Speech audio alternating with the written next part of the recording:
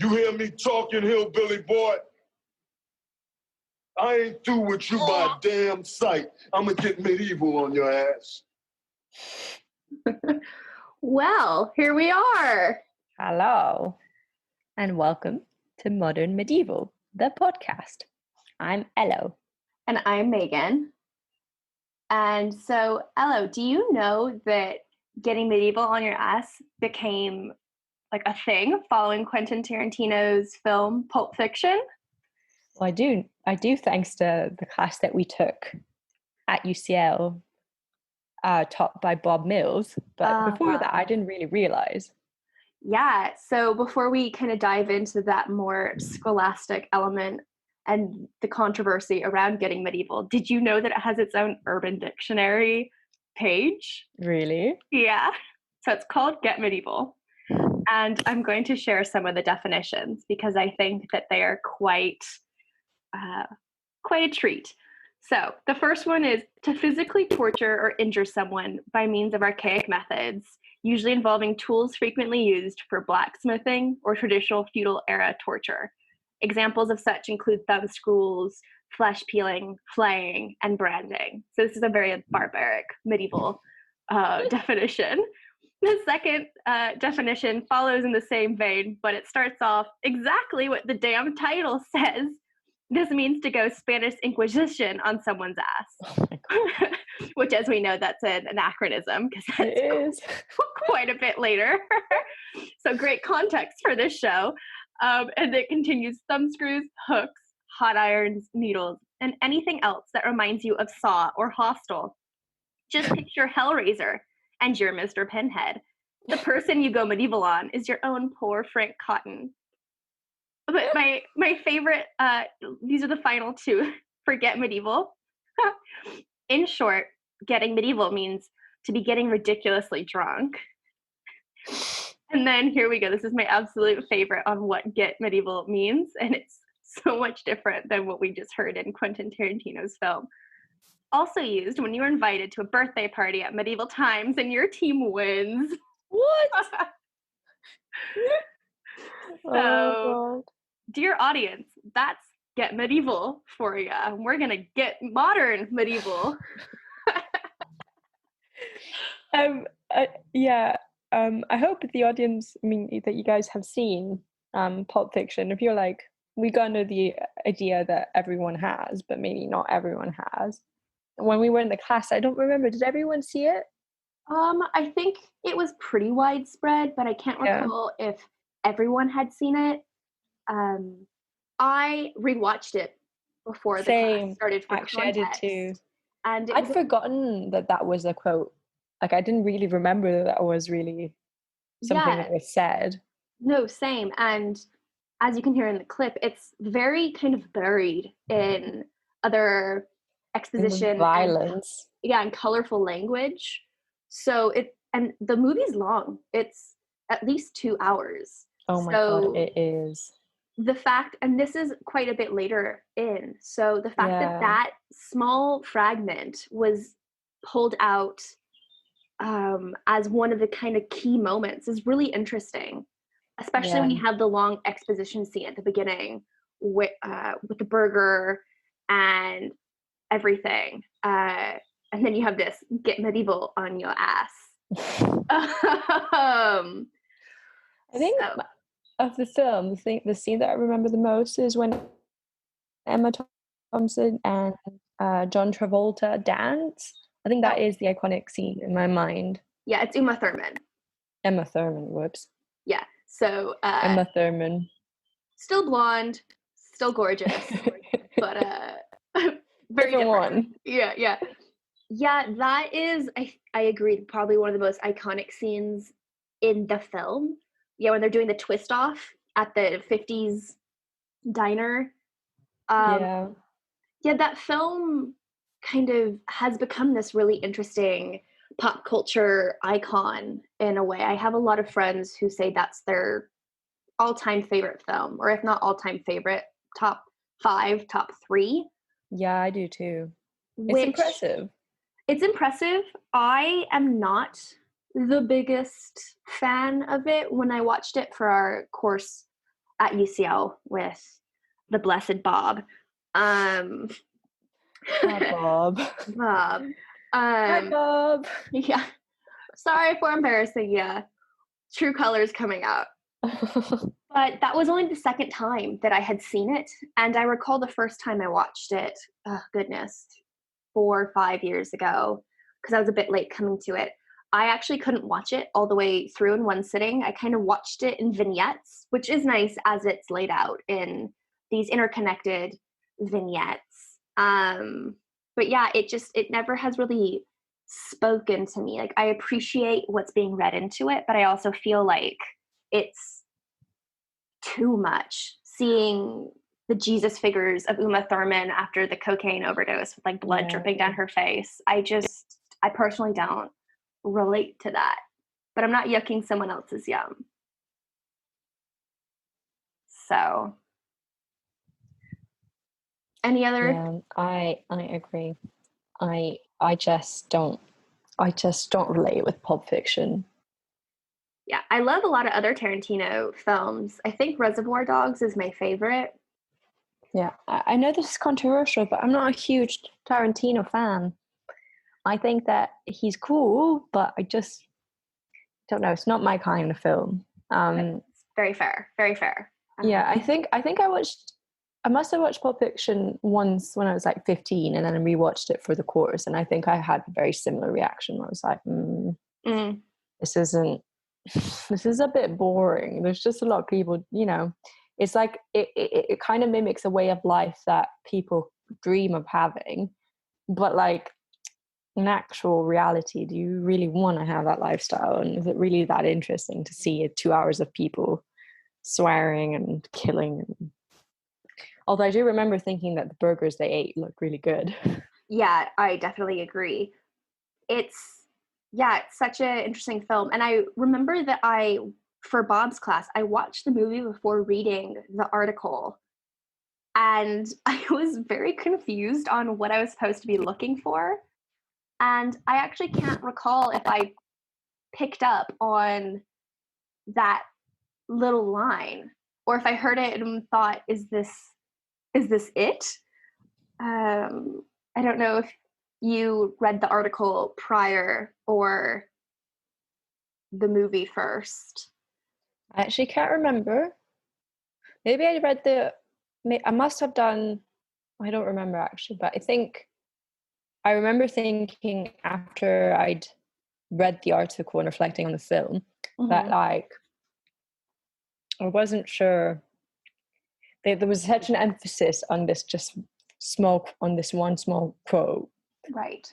That I hadn't really thought of it that way, which is actually why the course we took was really interesting, because it let you think about things that are perhaps, buried or forgotten in a different light. Right. So for our audience that's listening, the article that we're referring to is by Carolyn Dinshaw. It's titled Coda, Getting Medieval, Pulp Fiction, Foucault, and the Use of the Past in Dinshaw's Getting Medieval, Sexualities and Communities, Pre- and Postmodern. So it's at the end of the book. And we read this alongside Umberto Eco's Dreaming of the Middle Ages and Living in the New Middle Ages, which are really important chapters of Umberto Eco's Faith and Fakes book, not only for our course with Bob, but also for this podcast. Do you want to talk about that a little bit, Elo? And like what those briefly kind of suggested or pointed to in regard to the medieval and today, if you remember? So admittedly, this was the first class of the year. But I think the aim was to kind of be introduced to the general thread of our class and to think about how the medieval in one form or another is present in our daily life, and we may not even realize it. And that we have, even if none of us have studied the medieval ages, or even if we're not art fans or medieval books avid readers, that the medieval is really present, and that we have I would say prejudices on what the medieval might be. And we have preconceptions of what it looked like, what the people were like, what life was like. And part of it is pop culture. So lots of the films that we've watched in our childhood represent the medieval in certain ways. The clip that we've just let you listen to, getting medieval on your ass, it has itself some preconceptions of what the medieval is and what it was, and also the kind of barbaric side of the Middle Ages, which we all know about but never really problematize because we don't really think about it that much. And so that was if I remember correctly, one of the things that we discussed. And then throughout our course, and which is why we kind of decided to do this, we really unraveled that. We kind of looked at things that we thought we knew, and then we looked at them again, and then realized that actually we have been kind of made to think that way. And actually the Middle Ages aren't that way, and the medieval culture wasn't that way. And so that in itself is the point of this podcast as well. Right. Yeah. Going off that, Echo, it was in his 10 little medievalisms, but he lays out, as it says, 10 different types of the medieval, which include the barbaric. So torture, blood, viscera, screaming, all those wonderful, wonderful, horrific things that we associate with the medieval, Black Plague, which we'll talk about more in our very first official episode. But then there's also this chivalric, nostalgic medieval, maidens in castles, knights, flowing gowns, that the medieval times referred to in the Get Medieval kind of builds upon, King Arthur and all of that. But Echo also talks about medieval isms, which we'll discuss further, but these are contemporary reimaginings of the medieval. So perhaps one of the most notable and familiar to audiences is how Star Wars is a sort of space opera future feudal medieval in the way that they dress. The Jedi are sort of these monks that are good, and then there's the darkness and Darth Vader and kind of demonic. It's more complex than that, but that is in fact a medieval reimagining. And because of all of this, Echo argues that we're actually still in the medieval ages. And what does that mean? So yeah, we're here to break apart this notion of the dark ages, which I recall growing up, and that was what I knew what it was first, was this very dead era.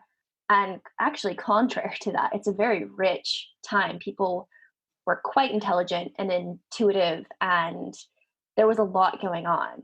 Yeah, and I mean, if you think about the fact that the first university was created during the Middle Ages, in 1089, I think. 1089, the University of Bologna. I think that's the first university. Let me check. Yeah, I'll take your word. But I think it's 1089.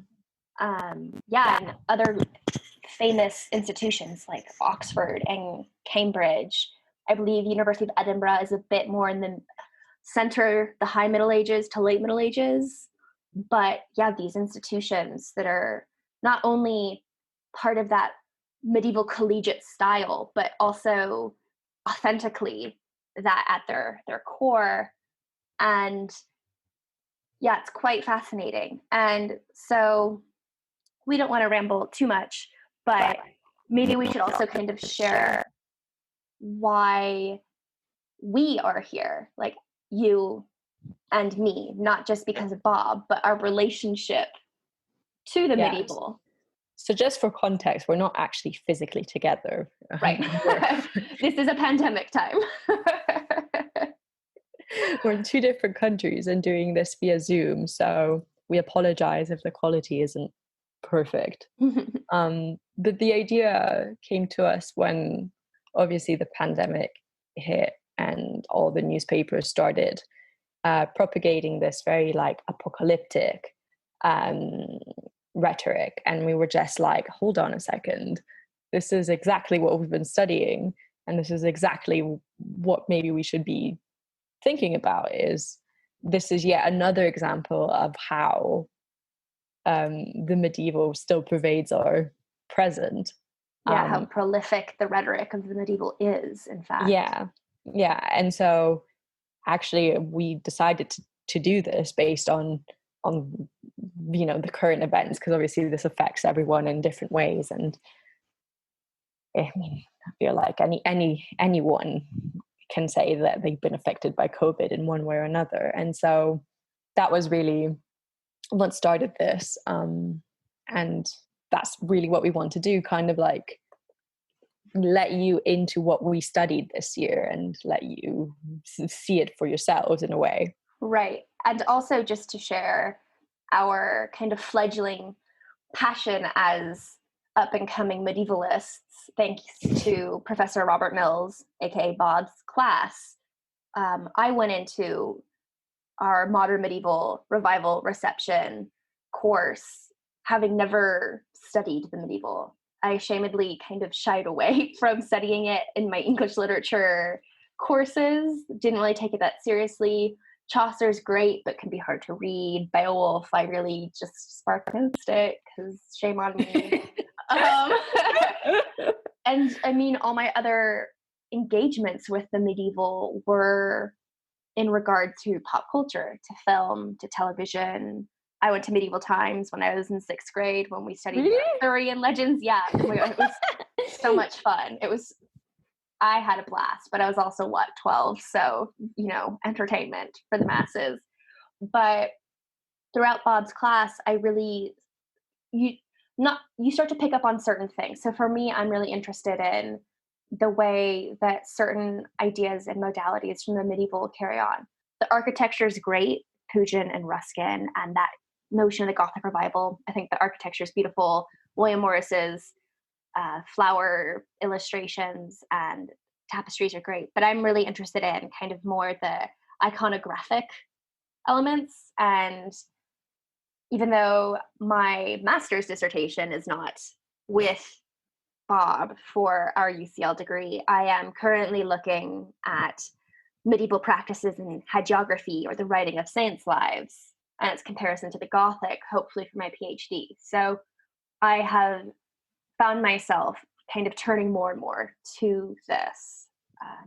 So that's kind of a brief background of my personal interest in the medieval. Elo, do you want to share? I did an undergraduate in modern languages, and I, same as you, just kind of stayed away.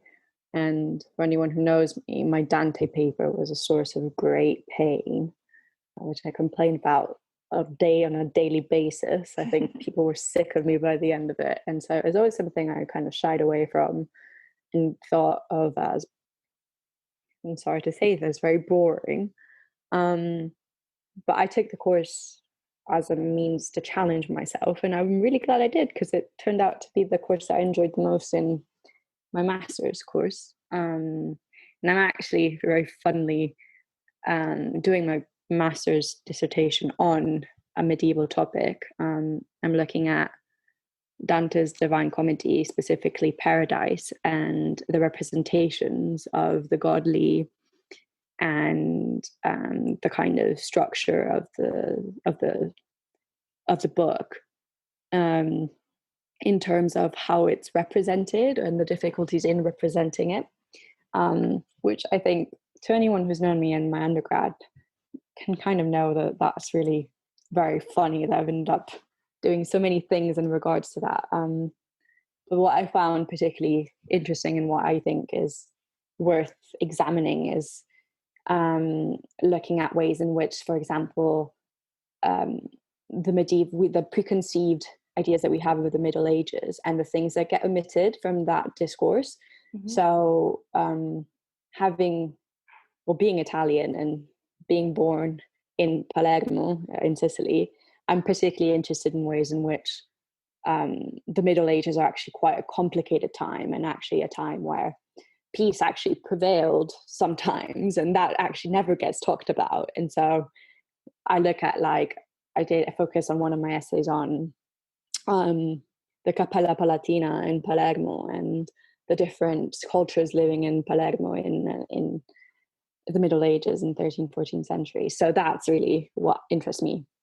Yeah. And that touches upon future themes. And again, these myths around the medieval, such as an all-white Middle Ages, which is just 100% false.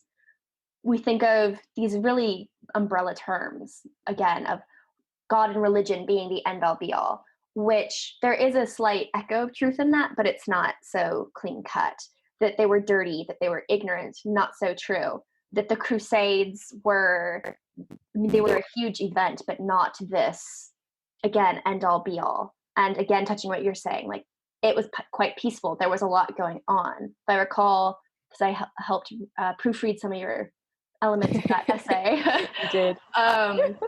Palermo was like Christian/Catholic. It has Arab influences, and is it Jewish, the other parts, or it is Greek? So yeah, there was a lot in this Yeah. beautiful chapel that's going on. So it's not just, a lot of Christians were actually martyred during this time. The early Middle Ages, so the end of the classical era into the beginning of the Middle Ages. And yet we assume that it's just monks and nuns and friars and all of this for the entire time. Yeah, and I think especially if to anyone who's been to Italy, like, and if you've been to the north of Italy, which obviously is classically what everyone likes to go and see. I don't know why everyone's obsessed with Milan. I mean, I know now it's a bit of a bad time to bash on Milan because, you know, it's not been an easy time for them. But like, you go to Venice, you go to Rome, and already the architecture changes. But then you go to if you go to the south of Italy, like Sicily, Puglia, the architecture is so different, and you kind of have this preconception of like the south of Italy, poor, corrupt, and all of that, and the architecture is so different, so you kind of have this very different feel, and then you realize actually the reason it's so different is because it's got a completely different history. And if you understand its medieval history, you might understand the culture, the region's culture a bit better. And so I don't know, I find that really interesting. And I think, you know, if we knew a bit more about this in the general population, maybe you would think about things in a different way as well. Yeah, so I completely agree. And I'm excited to go on this journey with both you, Elo, and our audience, our dear listeners, who are we're gonna get medieval on your ass. Yeah. So we are currently in the process of developing some social media for you all to find us. But because we're just starting off, there's not much there. We do have an Instagram that you could follow us at, which is at modern.medieval.podcast. That's also, you could contact us via email if you want to have us discuss something, if we need to fact check anything, and that is modern.medieval.podcast@gmail.com. We are also going to be creating a Twitter feed for you to be able to find us, and a Facebook page, just to kind of be there, even though potentially obsolete. Any other final notes or thoughts? Maybe it's worth saying that as master's students, we may not have everything right. And we're going to do our research, but there may be some inconsistencies sometimes. So feel free to point them out. Yes. We are fledgling medievalists. This is still kind of new territory for us. And we did so much reading this year for our course across such a diverse field that it was a bit of an inundation of material. So again, yes, we apologize if we are a bit too broad or if we just completely get dates wrong. But yes, please feel free to correct us in a kind and gentle way. Please don't shame us too harshly. By the way, the University of Bologna was created in 1088. Okay, so you were 1 year off. You were close. Yeah. You were good. I give it to you. So, until next time, I'm Megan. And I'm Elo. And this is Modern Medieval, the podcast. Whoop, whoop. Bye, guys. Doo-doo-doo.